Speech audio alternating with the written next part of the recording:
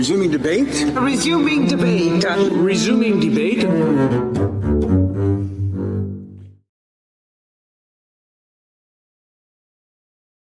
Hi, everyone. Welcome to another exciting episode of Resuming Debate. So there's been a lot of discussion in the last week or so online, especially in conservative circles, about Ronald Reagan. Obviously, there's a particular event that touched off some discussion of that, but a lot of people talking about Ronald Reagan's legacy and his relevance. And I think this is a really good jumping off point for thinking about sort of broader discussions within the North American conservative movement, kind of what are the objectives we're moving towards, and as good conservatives, we know that the figures from the past who we valorize have important effects for the directions in which we move. So I've got two gentlemen that have been part of these discussions online, well known in the conservative movement.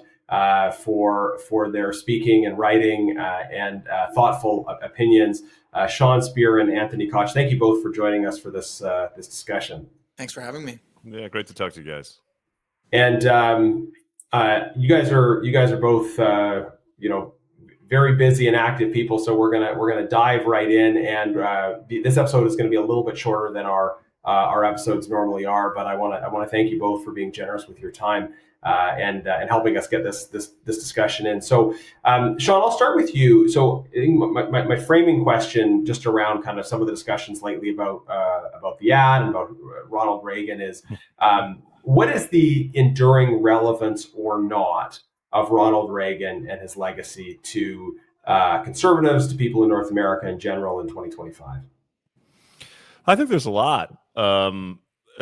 Reagan's insights about human freedom remain, in my mind, fundamental to the kind of conservative anthropology. So at the level of ideas, I think he has a lot of relevance. And then programmatically, a lot of the issues we're facing today, economic stagnation, low productivity,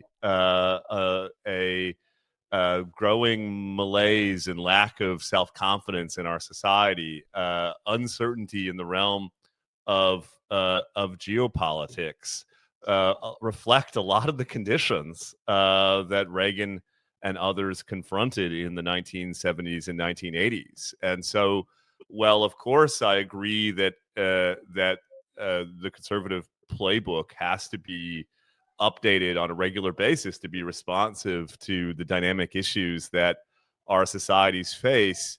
I wouldn't underestimate the extent to which pages of that playbook remain the proper response to many of the challenges that we're facing today.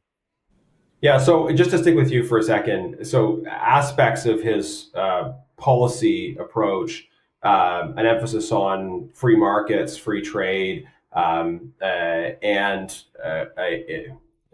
ideas about presence and engagement with the world, a rejection of isolationism that had been part of the American conservative tradition previous to that, a kind of dispositional optimism. These are aspects of his legacy that you believe are very relevant today, but I think there's other people in the conservative movement that think are less relevant. Is that fair to say? Yeah, I think that's right. I mean, in some ways, Garnet, Reagan has become a stand-in for a set of a programmatic agenda, so a set of policies, a form of conservatism that combines a libertarian disposition along with some small c conservative traditionalism, as well as, you say, a foreign policy understanding that kind of leans into the world, if I can put it that way. But even at a more fundamental level, I think he represents a conception of conservatism that is that doesn't see itself in tension with the classical liberalism of the Anglo-American world. And I think a lot of conservatives in the United States, of course, but increasingly in Canada, are questioning Reaganism on all three fronts as a matter of policy program as a form of fusionism, if I can put it that way. And there are even some who are challenging classical liberalism more root and branch. And it's in the face of those critiques that I recently wrote an essay at the Hub entitled "In Defense of Ronald Reagan," which I must say, Garnet, we are roughly the same age. We grew up in conservative politics over roughly the same time. One wouldn't have anticipated having to write that essay 5, 10, 15 years ago. Yeah. So Anthony, over to you. I guess pick up on whatever you'd like, but I'll start with the first framing question, which is, what is your take on the enduring relevance or not of Ronald Reagan to conservatives in 2025 and to all people? Yeah. So I'm a big fan of Reagan, and I think a lot of the discourse over the last couple of weeks have suggested that I'm not. But I think we need to distinguish between Ronald Reagan and actuality, and sort of the way his legacy and memory has been seized upon by certain political actors on the right in a way that I don't think is productive. So look, even in the conversation that we started, we're talking about Reagan as this sort of classical liberal figure, which is true in some sense, and he is the godfather of, as Sean Speer said, fusionism, right? So this new coalition that arises on the American right of sort of free market liberals in the economic sense, along with the moral majority. But that's the component that gets forgotten when we have these discussions. Ronald Reagan wasn't just a staunch supporter of individual liberty, free markets, and free market capitalism. He also had a robust conservative agenda that crossed across everything. Ronald Reagan was a staunch social conservative. Ronald Reagan was, in many sense, a national conservative. Yes, he presided over this great economic agenda that ended stagflation, brought inflation down in the United States, resulted in some of the largest growth rates across the Western world. But he also massively increased spending on the military, presided over a aggressive foreign policy agenda that sort of was in opposition to some of the things that were happening from his predecessors. He was extremely tough on crime, and he pursued, broadly speaking, an extremely socially conservative agenda. And what I'm saying is, when we talk about Reagan today, when people invoke the memory of Reagan today, it's often done in a way to prioritize the economic components of his legacy. So when I think about even in the Canadian conservative movement today, or when people invoke the memory of Reagan, it's often in service of a specific conceptualization of a conservative agenda that prioritizes economic interests and free market capitalism above and beyond all other components of the broad spectrum of conservative ideas that we have to offer. And I think that's where the primary criticism is coming from. And it's not just about Reagan. I think it's, broadly speaking, about a memory of a particular conceptualization of 1980s, 1990s, sort of end of the Cold War conservative agenda, which obviously is a context of its time. But I think what you're seeing today, like, there's some mistakes that Reagan made, in my opinion. One of them being widespread amnesty for illegal immigrants in the United States in the 1980s, in 1986 specifically, which was supposed to be a one-time thing that was going to fix the problem once and for all, and now we see that's not the case. Okay? I even take some issue, and I think a lot of people do, with his idea of America or of Western countries as purely being propositional nations. Okay, I think it's part of the beauty of the New World. I myself, I'm the grandson of 4 immigrants of very diverse backgrounds. The fact that we don't have, as Reagan would say, some of the old world vestiges. He has that famous speech where he says somebody can move to France, but they can never be a Frenchman, but somebody can move to America and become an American. I think that's, broadly speaking, a positive idea and a good one. But I think when overemphasized, it results, like, I'm a Quebecer, okay? So I'm from Quebec. We have a very strong identity. We have a very strong sense of our history, and it's grounded around the sense of a founding people for which people can come and assimilate to and become a part of, but we don't forget sort of that part of our history. Whereas I'd argue the extreme multiculturalism that we see in Anglo-Canada has resulted in sort of English Canada sort of forgetting what they are or who they are, where they come from, and has resulted in a broad speaking degradation of Canadian identity at large. So just to sort of refocus it a bit, I'm a fan of Reagan. I think you'll find even like the Jeff Russes of the world, who's a good buddy of mine that just started up Without Diminishment, even he says that he's a fan of Reagan. It's more so a criticism of a conceptualization of conservatism that focuses on the economy, tax rates, and all these things to the detriment of all else. And I think it's also about sort of people needing to understand that while Reagan had a lot of positive solutions to the problems of his time, and many of them can inform some of the toolbox, I guess you could say, that we could use for the problems that we're facing today. The past is not a completely irrelevant place to the current situation. That we're also facing a series of unique challenges that have arisen over the course of the last 20 years, and that the conservative agenda of the 1980s and 1990s also had a role in contributing to many of those problems. Yeah. So let me pick up on one aspect of what you said. So I think that there's a difference between the real Reagan and the caricature of Reagan. I think we probably all agree about that. One area in which I think we can identify, and you pointed out, this kind of divergence, though, between the real Reagan and maybe what a lot of, especially American conservatives are saying today, is the difference between, in the United States context, America as an idea and America as a place. So I really associate Ronald Reagan with this sense of America as an idea as being first and foremost. And then just recalling J.D. Vance's speech at the Republican convention, sort of very sharply saying, well, America is also a place. And maybe we have focused on America as an idea at the expense of America as a place. Sean, curious if you think that is sort of a real cleavage between the trajectory of modern conservatism and what Reagan believed, and what you make of this distinction between a country. The same could be said for Canada, the question between Canada as an idea or Canada as a place. Maybe. It's possible. The argument that Reagan's suppositions about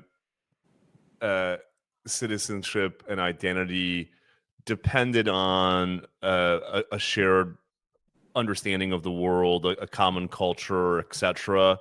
There may be something to it, that as our societies have become more heterogeneous and more diverse, which has necessarily come at the expense of that shared understanding of the society or the culture, the notion of a society merely being an idea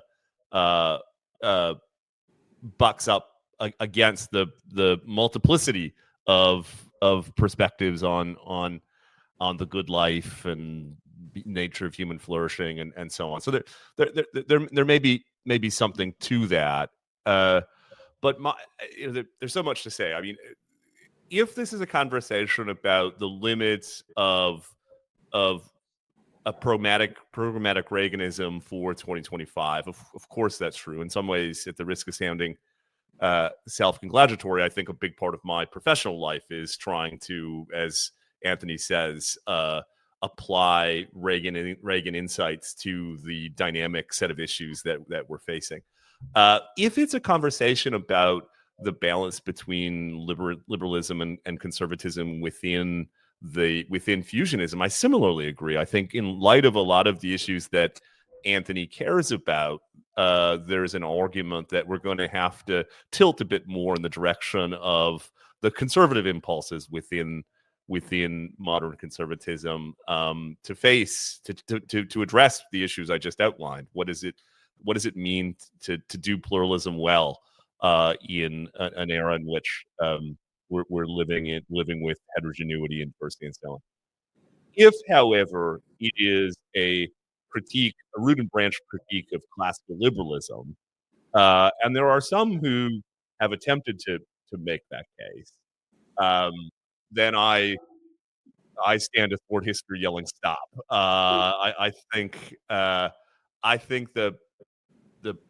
post-liberal project, which of course is active in the United States and seems to have some resonance in Canada, I think fails to kind of grapple with the benefits of liberalism and the inadequacies of intellectual or philosophical alternatives. And in that context, as I said, Reagan has become a kind of stand-in, not just for a fallible person, but an entire kind of political philosophy that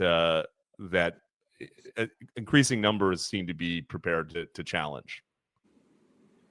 Yeah, and I think the conversation is sharper if we focus on some specific issues where maybe the Reagan legacy and the sort of tensions within Fusion sort of play out. So one is very successful outreach to unions that happened in the last election, and I think my impression is that conservatives are to the person enthusiastic about this, right? Like there's I haven't met people that are saying like, oh no, this engagement with unions shouldn't happen. And I think it's often on the grounds, philosophically, it's of the grounds of unions as important sort of communitarian institutions, right? That are in an increasingly atomized, disconnected world. Unions play this sort of a positive communitarian role, but that would seem to be different from. I disagree with that agenda. Okay, yeah. Make your case. Sorry, I didn't mean nobody disagree. I just meant people that are sitting in the kinds of places I am. But yeah, Sean, make your case. Please. Yeah, I now listen. There may be small p political arguments for big C conservatives trying to expand their coalition in order to compete and win in elections, and unions may be useful interlocutors to reaching different types of voters, although even that I'm a bit doubtful of. But this romantic idea about unions as these civil society institutions that stand between individuals and the market and so on, I mean, it just strikes me as so incompatible with the practice of trade unionism in the modern society. These are not romantic institutions. They are hardcore ideological political actors who are taking the dues of their members and using them to advance unrepresentative political projects. So I must admit. So Sean, I'll come back to you, but just one thought on this. I mean, one part of traditional conservatism is making a case for the importance of institutions, even when those institutions are imperfect in practice, right? I mean, the family is imperfect in practice, the church is imperfect in practice, we're going to continue to disagree with specific unions who make specific decisions, particularly public sector unions. But that's a whole. Yeah. But sorry, Sean, if you can finish what you're saying, but curious for your thoughts. That's fine. I didn't mean to get sidetracked. Just to say that I think it's like an interesting part of the discussion for sure. Yeah. Did you want to say anything more, Sean, or I'll go to Anthony? No, that's just fine. Okay, go ahead, Anthony. Yeah, what do you think? I think just to sort of recenter the conversation, I think part of this, because I'm not advocating for kicking classical liberals out of the coalition. I don't think anybody is. I think what it's been, my take would be, in the post-Reaganite era, across the Anglosphere right, but I'd say even beyond that, the Western right, I think classical liberals or fiscal conservatives, even though they're not exactly the same thing, although they're related, have enjoyed a position of privilege and prestige within the broader conservative movement.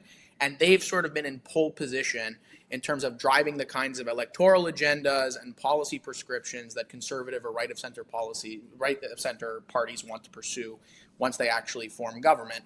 So what I think people like me are saying is that while classical liberals are a fundamental part of the conservative coalition, they should remain as such. And people like me, I'm still broadly speaking a market liberal. I support free trade. I support free market capitalism. I'm not one of these people who wants to go back on that.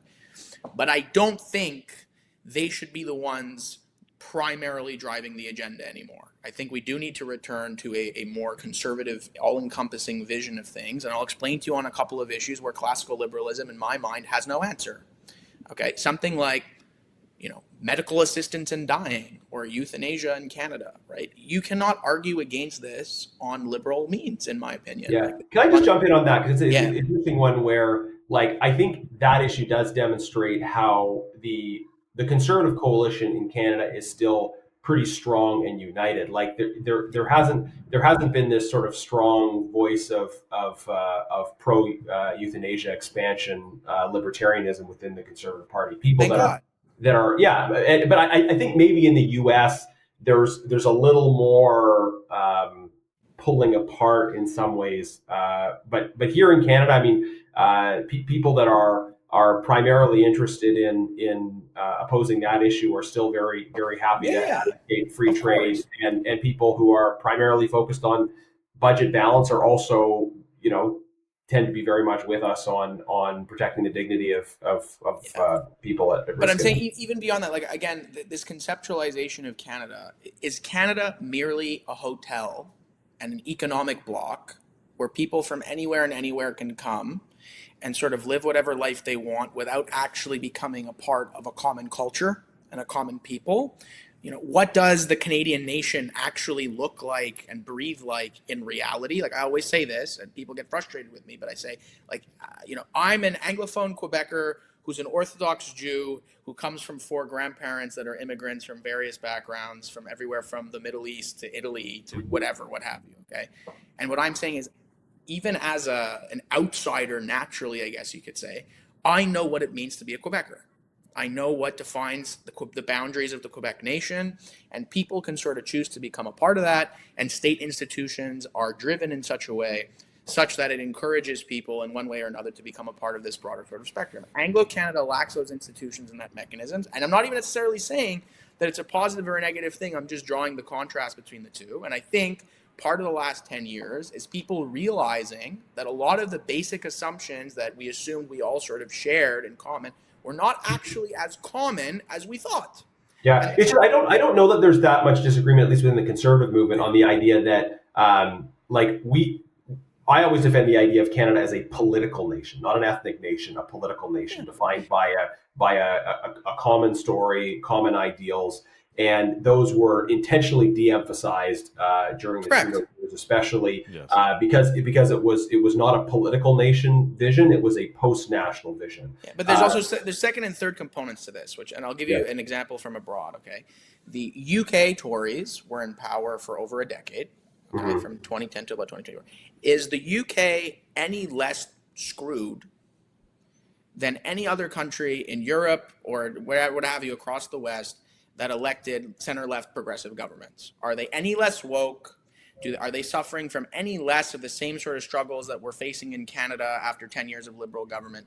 And my answer would be no. I don't actually see, barring big ticket items, let's say like Brexit that was delivered by Boris, I'm saying the same malaise, the same cultural problems, the same social issues, the same seizure of major national institutions by left-wing ideologues occurred in the UK, in spite of the fact that they were in government for the better part of a decade and a half. Mhm. So that's sort of, I think, where this so you had the sort of David Cameron, George Osborne-esque conceptualization of the Conservative Party. It changed a bit when we're talking about Boris Yeah, it Johnson. wasn't consistent But at I'm all saying over that period of. no, but I'm saying, I think the question that a lot of right wingers or conservatives are asking is like, sort of, what did we get out of that? And I think my main criticism of classical liberalism, and I feel like Sean will disagree with me very staunchly on this, is that for the better part of the last 30 years, there's been, out of principle, we have refused to weaponize the state.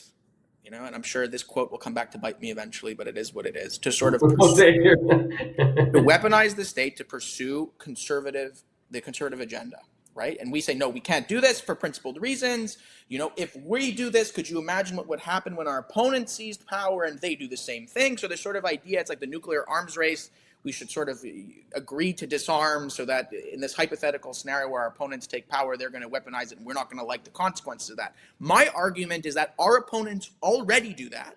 Yeah. They will continue to do that, and they're not going to stop. So instead of fighting a war, so to speak, with both of our hands tied behind our back, jumping on one leg, feeling very confident in how principled we are because we don't do these things, our opponents basically laugh at us, continue to do the same things, and in the long run, while we might have sort of temporary victories where we momentarily form government in certain areas, they still are the driving ideological force in our society, and they still get the actual real substantive wins in the medium to long term.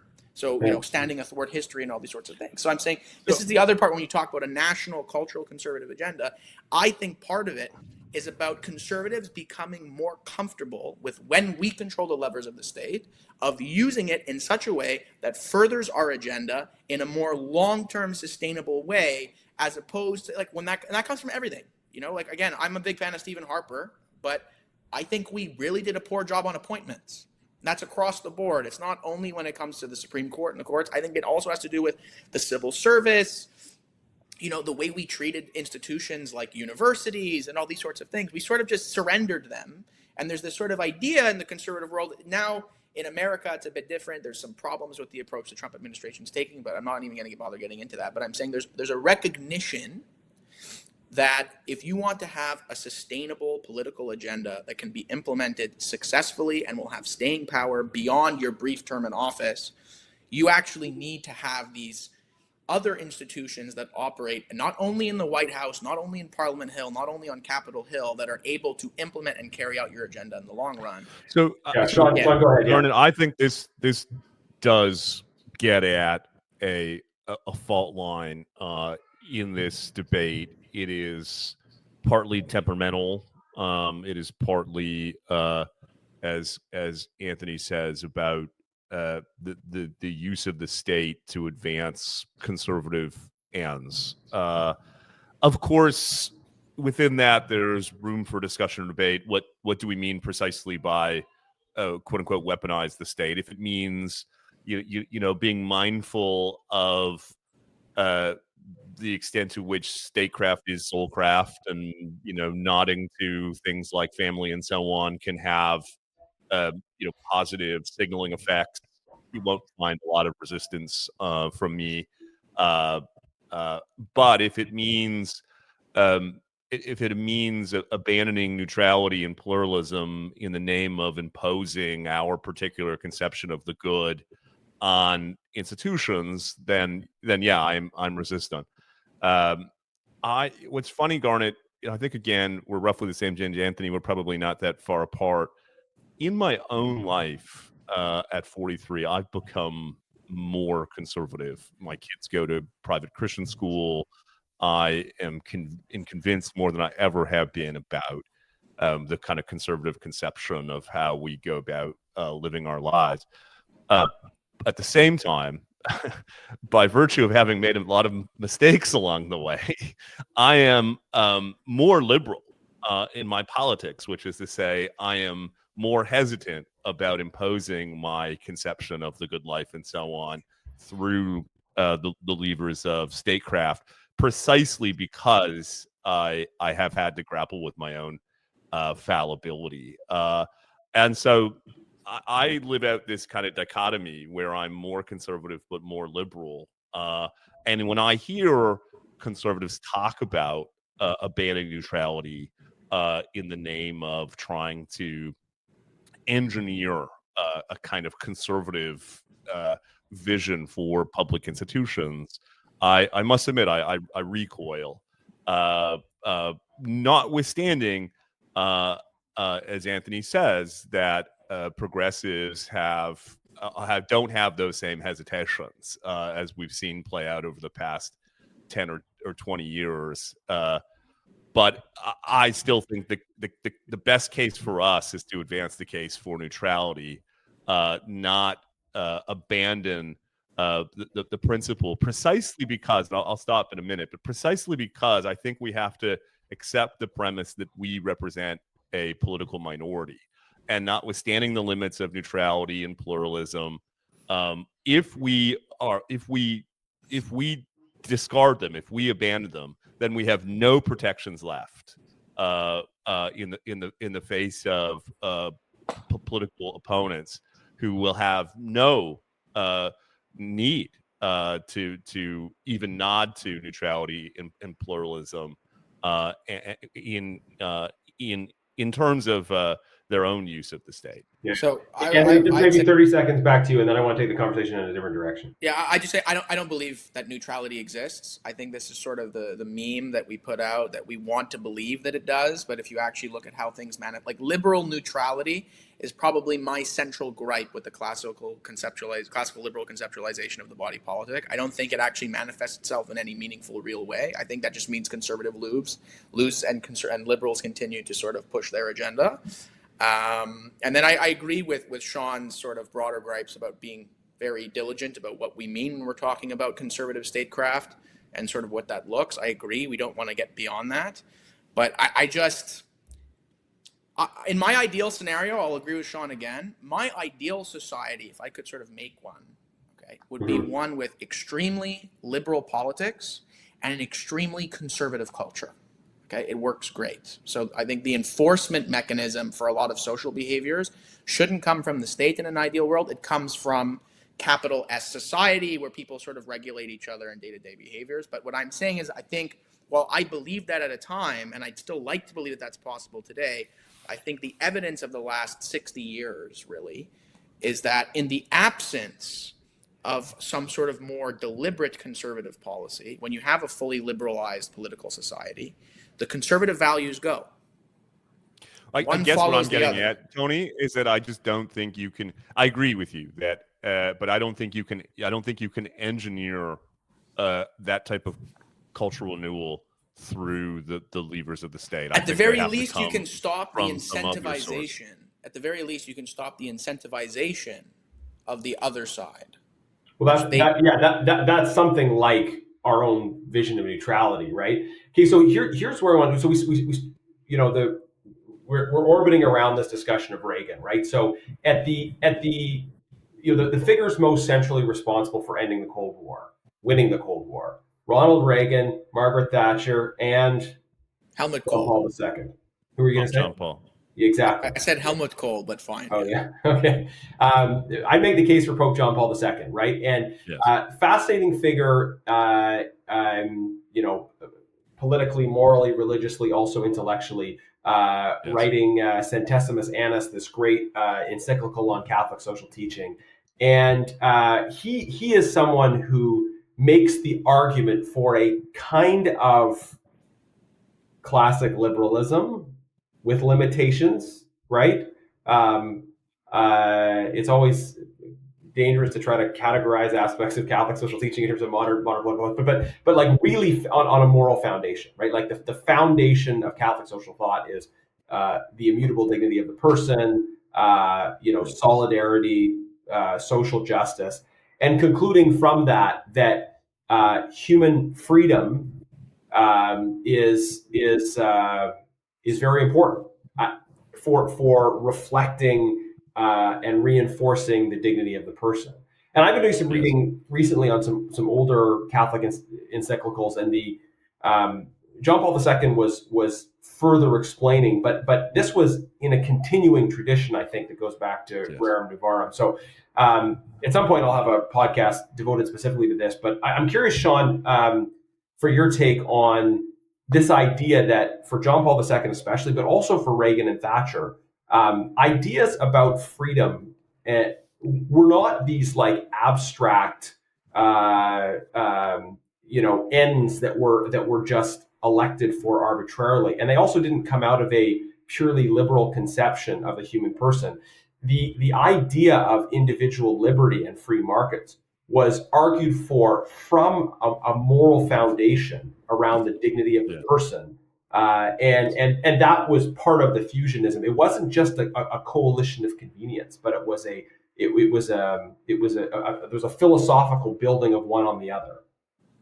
But I'm afraid I don't know how to do better than that, Garnet. I think that's precisely right. I mean, even when Locke and Smith and Hume are describing liberalism, they aren't imposing it as a theory on a society. They're talking about what they're seeing play out in the interaction of individuals within the market economy, within their churches or their families or whatever. Liberalism itself is an outgrowth of Judeo-Christian ideas and practices. And so I think that's precisely... I'd argue, but yeah. Fair enough. My point is, yes. The point is that Reagan is not concerned with human freedom because he's trying to eke out more GDP, which is, kind of straw man that some of his critics argue. But some of his supporters as well, don't you think? That like some of the more recent caricaturization of Reagan from even people who like him kind of tends in that direction? Yeah, there's maybe some of that. Part of it is the distance of time, of course. But as you say, I think there is a much deeper understanding of the interplay between human freedom and and virtue and living out virtue. I mean, that is at the core of Frank Myers and Buckley's conception of fusionism itself, right?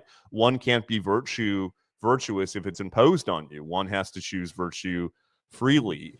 I'll stop rambling in a second. I don't purport to know Catholic social thought as well as you do, but your comment that these aspirations live within us reminds me of Stephen Harper's speech at Civitas in 2003, which in my mind reflects the most comprehensive pronouncement on the Canadian conservative tradition, in which he talks about those who aspire to freedom in the marketplace and those who aspire to live virtuously in the culture, more often than not, as Anthony and you have said, are the same people. There's a tendency to think of fusionism as a small p political project, but I think it actually is a descriptive of how people live in their families, the economy, and the broader society.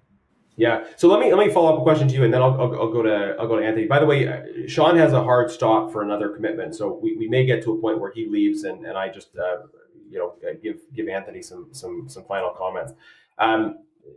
Sean, I totally agree with you that we need to understand fusionism as not just a political project, but as a kind of philosophical project.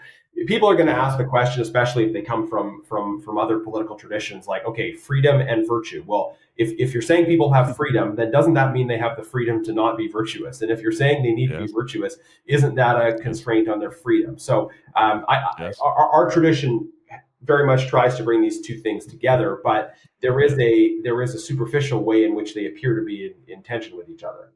How would you respond? That's right. And at the core of our conversation, you don't plan these things out, but they just sort of manifest themselves.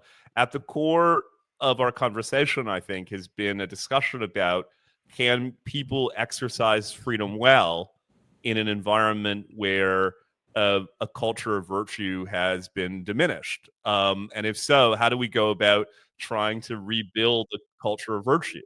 And I think I don't want to put words in Anthony's mouth, but it seems to me him and others on what you might characterize as the new right, which just is a way to describe that they're younger and healthier than others, is that they're more inclined to use the state in order to try to, I'll use a Mark Carney word, catalyze that culture of virtue. And I'm a bit more skeptical, but I don't want to leave the impression that I am naive here.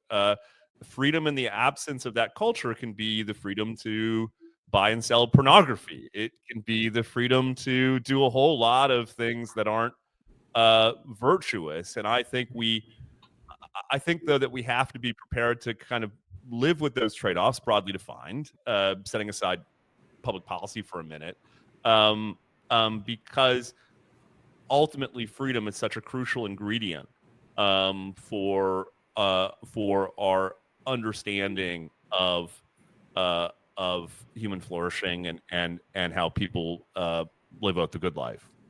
Yeah, Anthony, is this a good way to describe some of these emerging debates among conservatives? The degree to which we should use or not use the state try to catalyze the creation of a society in which people visit their parents and are more virtuous and more attached to the community around them. Yeah, I think it's also recognizing the playing field for what it is. I've been a very big supporter of normalizing the use of the notwithstanding clause, for example, right? Mm-hmm. This is something that would have been anathema for a while up until very recently. But I and people, I guess, a part of my tradition or whatever you want to call it, recognize that if conservatives do not develop the willingness to use the notwithstanding clause in order to pursue our policy agenda, that it's very likely that we will find in very short order the Supreme Court of Canada basically declares large swaths of the conservative agenda just unconstitutional. Not only are we not allowed, not only are we criticized for implementing agenda, they're actually saying, you're not even allowed to try. So this is just a recognition of the playing field. We can have philosophical discussions about what's good and what's bad, and we should. But they're also, I think, what we bring is also a sort of a practical understanding of the current state of play, some of the things that have gone wrong over the course of the last few decades, and an understanding that we're going to have to change some stuff if we want a chance to compete, because our opponents have been more clever in many respects of seizing a lot of the institutions that define public life, and they play hardball every time. Yeah. While we start sort of pontificating about why we shouldn't. So, Sean, I guess this will be the last question you have time to answer, and thank you so much for joining us. But I guess what Anthony's just raised is this issue of, like, how do we be conservatives in a post-revolutionary age, right? When what we want to be doing is conserving institutions that are healthy and flourishing, and if we find ourselves aspiring to play a role in governing a society that is post-revolutionary in some sense, what is the conservative project, and does it involve using levers that might not at other times be ideal? And maybe this is the issue with Reagan, is that he was more in conservative mode, whereas we might need to be in more resurrectionist mode. Yeah, I think it's a great question, because the conservative impulse towards incrementalism can become an obstacle to advancing more ambitious reform in a context in which such an agenda is necessary. So deciding when to conserve and when to resurrect, as you say, is a exercise in prudence or wisdom. But I think we just need to be. I think we need to be careful.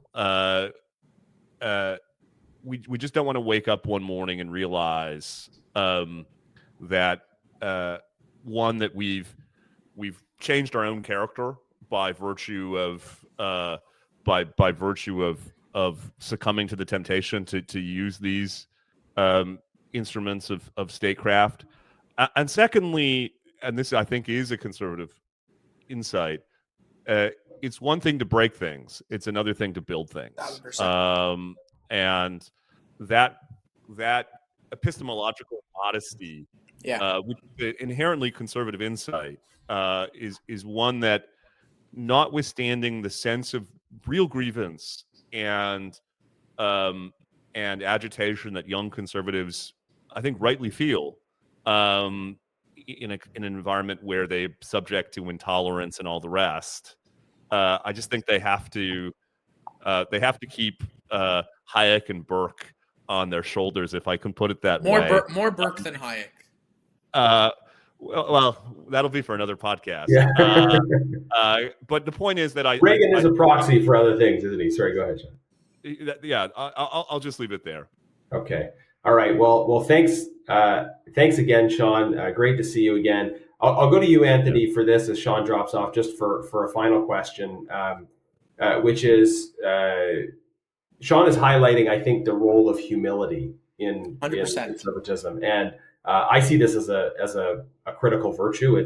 I think it's always dangerous as a public official to comment on humility, because obviously we are imperfect, and people can no doubt recall or point to counterexamples. But I believe humility is important, and we need to practice it personally, but also kind of philosophically recognize that the great insights of Socrates, that the person who knows the most is the one who knows he knows nothing. Yeah.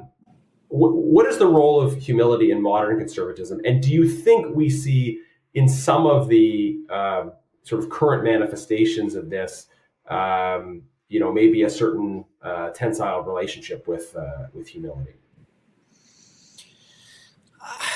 I'd actually argue that we're sort of a neutered movement in many respects. I don't think we have an absence of humility. I think when you lose 4 elections in a row, that sort of comes naturally to some extent. I'm talking less about Canada, but yeah, go ahead. But yeah, I'm saying broadly speaking. So here's the point that I didn't get to make, and I'm sad Sean's not here for it. I think that basically what happened towards the tail end of the Cold War, and it didn't happen at exactly that moment, but effectively there was a bifurcated debate in the body politic across the West, and the right very clearly won the economic argument.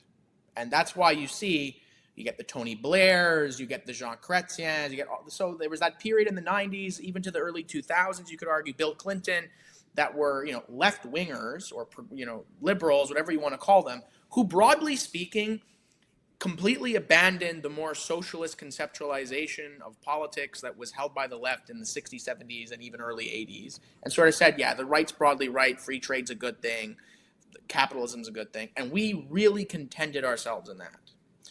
But there was another side of the debate, which was the culture and social battleground, and conservatives were sort of content to cede that territory to the left, broadly speaking. So for about 20, 30 years, I'd argue probably right up until about 2016, with some exceptions and notable and obviously nuance. We don't have all the time to get into the full thing. The right said, we won the economic argument, we're going to focus on that. And the left said, we won the social argument, we're going to focus on that. And I think part of the problem that we're facing in the conservative movement around the world, but in particular in Canada, is that because we surrendered the social battlefield so absolutely and for so long, now we're waking up in an environment where the society is sort of hostile to our agenda. I should say this.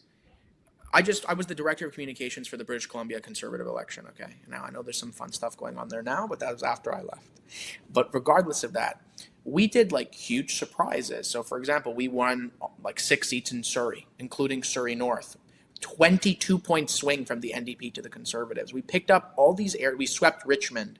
We picked up all these places that nobody thought we were going to do particularly well. And then there were areas where the BC Liberals used to do very well, where we didn't, because there was a sort of rejigging of things. And what was it that was able to get us to access these new voters, primarily among new Canadians, for example? It was a very aggressive, robust social and cultural agenda. We weren't appealing to people by talking about how we were going to cut their taxes by 2%, or we were going to be marginally more fiscal responsible, or this or that sort of whatever. It was a robust cultural agenda about things. I know it's provincial, so it's a bit different, but we talked about education, we talked about crime, we talked about drugs, we talked about the progressive social agenda. And we found a willing sort of audience. And I think a lot of conservatives, not all, and it is changing, especially under Pierre Poilievre, but we sort of internalized this idea that having cultural and social ideas is bad, right? Some of it was justified in classical liberal language. Some of it was justified in sort of what I believe to be false electoral language, that it was not popular and that we would lose, so we need to focus on these sorts of things. But again, going back in terms of humility, I think conservatives actually need to be more ambitious and more confident. I don't think it's a humility problem. I think the humility needs to come back when we actually have the levers of power, okay? And that's important. Yeah, I think these virtues are, as Aristotle put it, the mean between extremes, right? So I guess the right, having humility means having a realistic and properly ordered view of yourself, right? And that avoids the excesses of sort of self diminishment. But also the excesses of and I'd even say, like, to go back to sort of fiscal conservatism, we often talk about how much the state should be spending versus how much it should not be spending, and that's an important conversation, one that we need to have, especially right now. But I'd also like conservatives to have a second part of that conversation, which is not just how much money is being spent versus not being spent, but where that money gets spent and in what capacity. Because not every dollar spent by the state is the same. Yeah, and like just on the social issues, I think like I want to really agree with that piece, in that like the way we have categorized conservatives in the past has been like fiscal conservative and social conservative in a way that like I don't think does justice to either, because the fiscal conservatives are seen as people who have a narrowly market oriented agenda only, and then people who are socially conservative, the focus ends up being really sharply on a small number of hot button issues. Correct. Like a lot of us, however we identify on that sort of artificial spectrum, want to see family-friendly tax reform, right? Now, is family-friendly tax reform a socially conservative or fiscally conservative issue? It doesn't fit this kind of bizarro. It's both.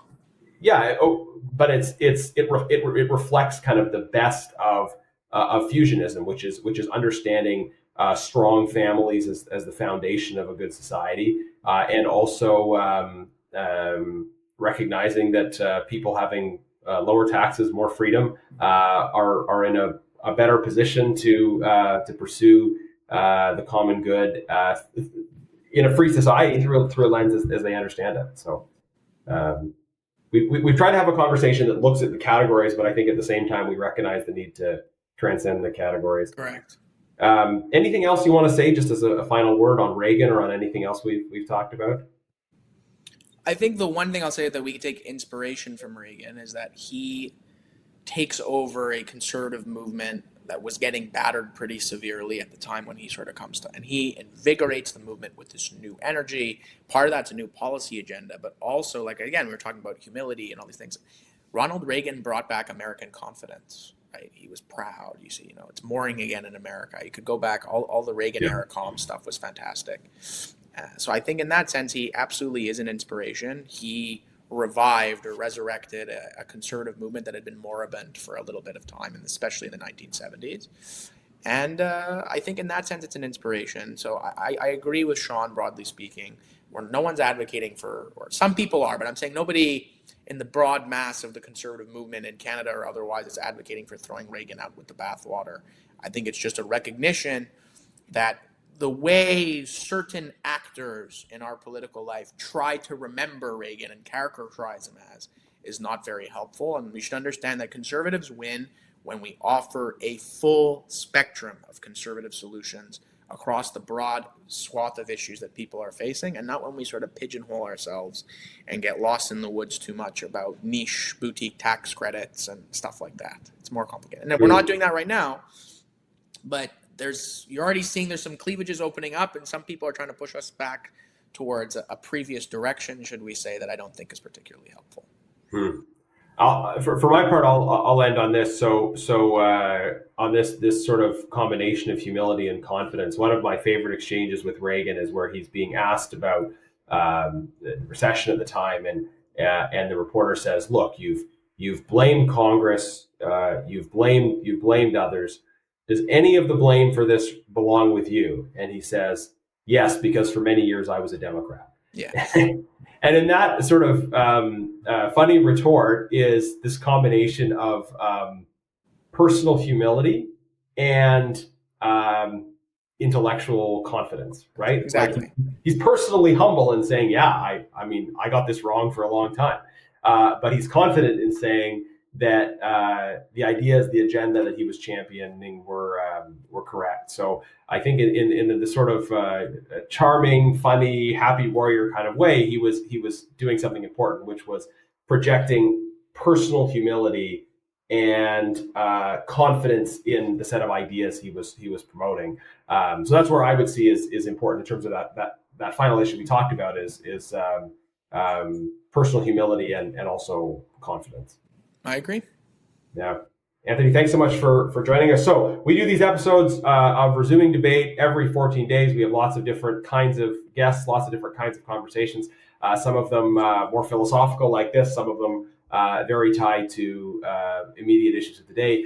You can follow this on all of the standard podcast platforms. We also release these on YouTube. So wherever you're watching this, know this is available on lots of other platforms. If you subscribe to my YouTube channel, you get a lot of other content from the House of Commons, and so you can subscribe in all those places. Please leave a review and follow so that you can stay in touch. We'll be back with another episode in 14 days.